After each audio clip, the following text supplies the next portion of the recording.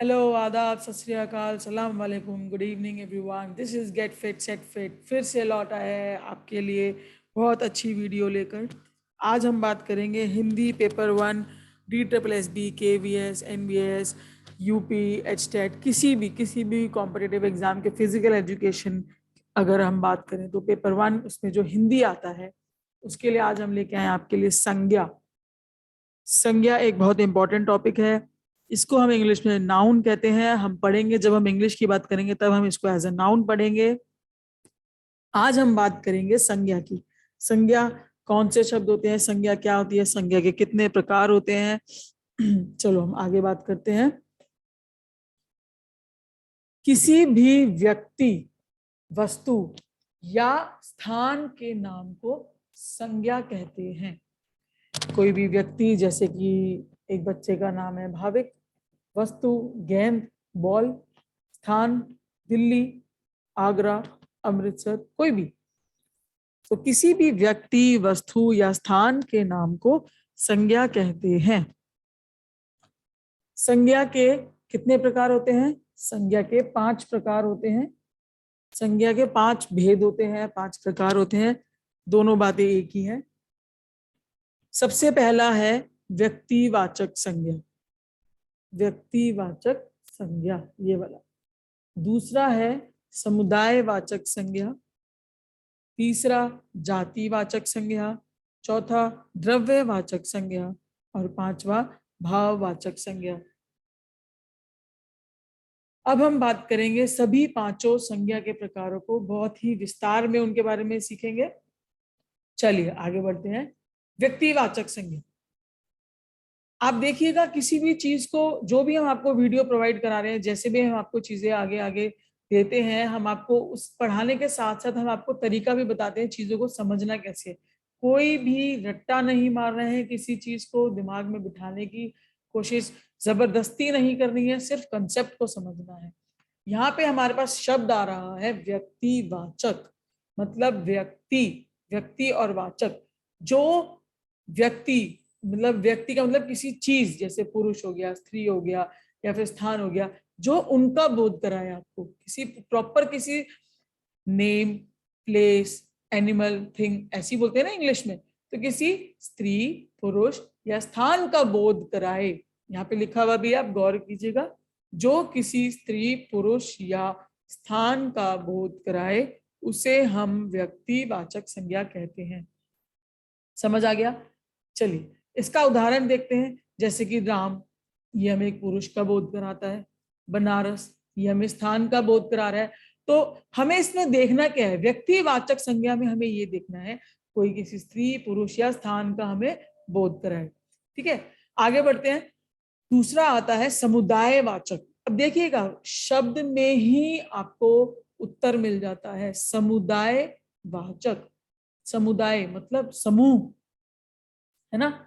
तो जो किसी समूह या समुदाय का बोध कराए, वह शब्द जो हमें किसी समूह या फिर समुदाय के बारे में दर्शाए, उन शब्दों को हम समुदाय वाचक संज्ञा के नाम से जानते हैं। आइए उदाहरण देखते हैं इसका। इसका एक उदाहरण है सेना। आपको सेना शब्द से लग रहा है ना हम किसी समूह के बारे में बात कर रहे हैं। कक्षा, 9वीं कक्षा, 8वीं कक्षा, 6ठी कक्षा, सेना में कोई बटालियन हो गया, है ना। हिंदू, मुस्लिम, सिख, ईसाई, तो ये क्या है? ये अपने आप में एक समूह है या फिर अपने आप में एक समुदाय है। आगे बढ़ते हैं, आगे देखते हैं जातिवाचक संज्ञा। वह शब्द जो किसी जाति का बोध कराए। जाति कैसे होगी? जैसे स्त्री हो गई, पुरुष हो गया, नदी, जानवर। अब यहाँ पे और व्यक्तिवाचक और जातिवाचक में कंफ्यूज नहीं होना है। यहाँ पे आपको नाम दिया गया था, जैसे राम, ठीक है। जातिवाचक में स्त्री नाम नहीं है, ये पूरा एक जाति है, पूरा एक वर्ग है, ठीक है।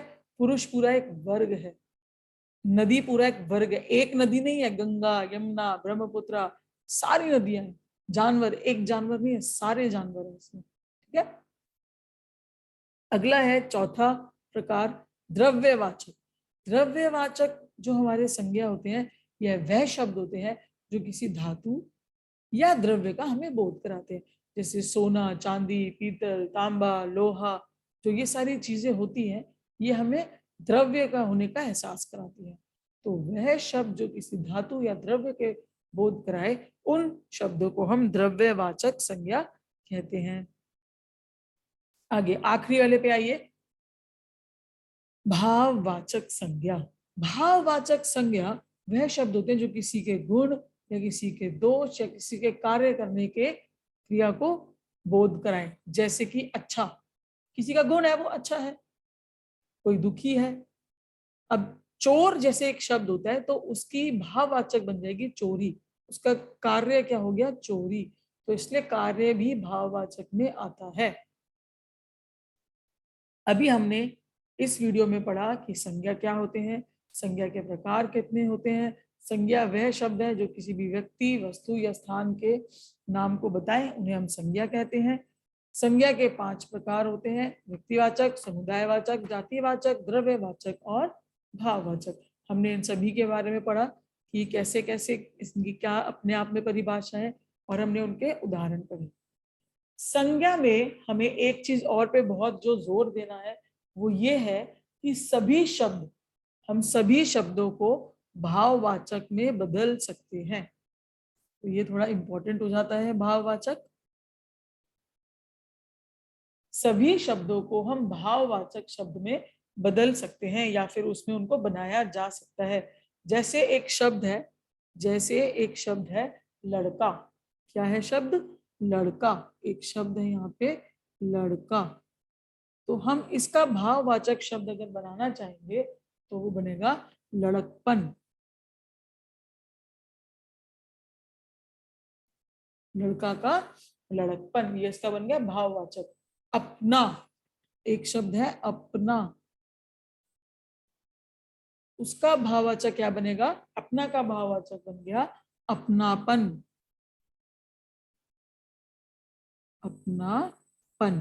तो हर एक शब्द को हम भाववाचक बना सकते हैं। ठीक है, थोड़ा सा आगे चलते हैं।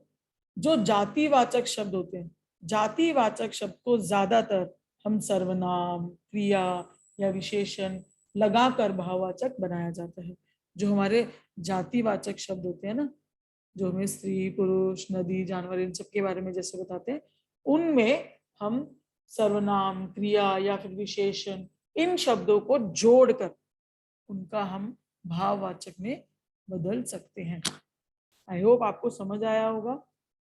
आगे हम अपने प्रैक्टिस सेट्स भी निकालेंगे, उसमें हम क्या करेंगे, आपको एग्जांपल्स वगैरह देते रहेंगे जिससे कि आपको चीजें, आपके कंसेप्ट्स और क्लियर हो जाए, आपको चीजें और अच्छे से समझ में आने लगे। ठीक है, आई होप आपको ये वीडियो पसंद आई होगी। अगर आपको संज्ञा, हिंदी का जो संज्ञा एक टॉपिक है, विषय है, अगर आपको वो इस वीडियो को देखने के बाद अच्छा लगा, आपको समझ आया, आपको ईजी लगा, तो आप प्लीज इस वीडियो को लाइक कीजिएगा, सब्सक्राइब कीजिएगा हमारे चैनल को get fit set fit, and उसको आगे शेयर कीजिएगा।